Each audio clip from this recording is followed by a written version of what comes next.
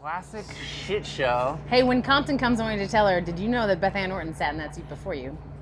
She was here first. She was here first.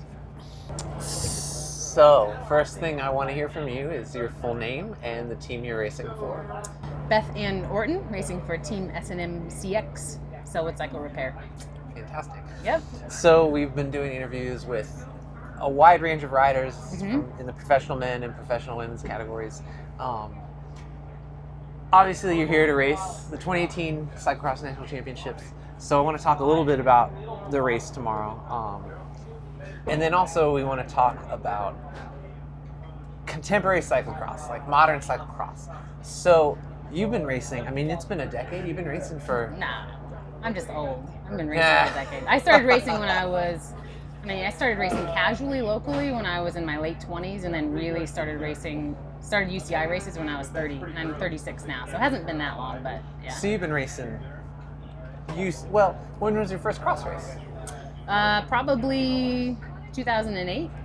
Yeah. So it's been been shy of 10 years. Yeah. 8 years. Yeah. So, in the last 8 years, you're a hometown girl, you're a local. I've seen you come up from, beginner ranks to Cat 3, and now you've been arguably the most consistent and, I don't want to say strongest, but the highest performing professional cross racer that we've put out of Oregon. And I'm a fan. It's been exciting to watch you race and see you make really big leaps. Again, coming up. I mean, I've seen you come up from a beginner to, being a really talented pro. It's my high point, winning that first beginner's race. Yeah. I haven't gone anywhere since then. Well, I would disagree. I think that, kidding. Again, I think that you've put together a really solid string of results. And, we can talk about that maybe a little bit, because 2 years ago you had a really fantastic cross season. You had probably absolutely the best cross season you've had. Yeah. You were really knocking on the door at being on the podium at every UCI race you went to. Yeah. This year, you haven't had as much success. You've been packing on really big pro road seasons. But to the point, let's talk about tomorrow. Yeah. It's Sunday. There's nothing else you can do. You're going to toe the line. Yep. And you're going to do what you can do. So how do you feel about tomorrow? I actually feel probably more confident than I ever have racing cross nationals. So this season has been an extremely slow build for me, sort of by design. I knew that I would be slow early in the year. It was hard to stomach when it was happening. I mean, I prepared myself. I knew I was going to be slow. I was going through some transitions. I'd had 3 packed road seasons all in a row. I'd ended my last cross season with injury, and then gone straight into road season with still had a broken wrist and I was racing road. And then I just kind of never stopped.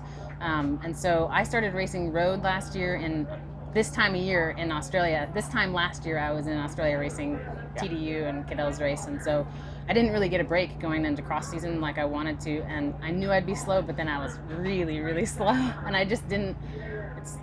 Road is not cyclocross, it's very different, and so it took me, I would say, until the middle to end of November to feel comfortable on my cyclocross bike. And once that started, things are clicking and falling into place a little more, probably better than ever.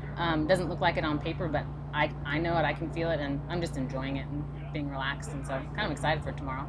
Do you have any goals?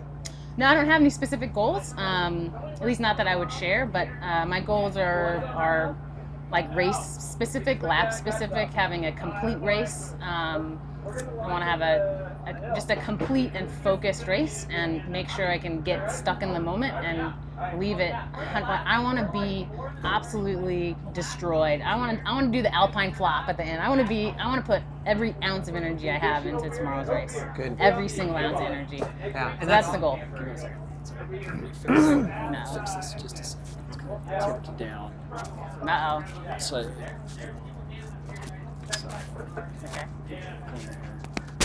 there we go. So if I can do that, I'll be pleased. Yeah.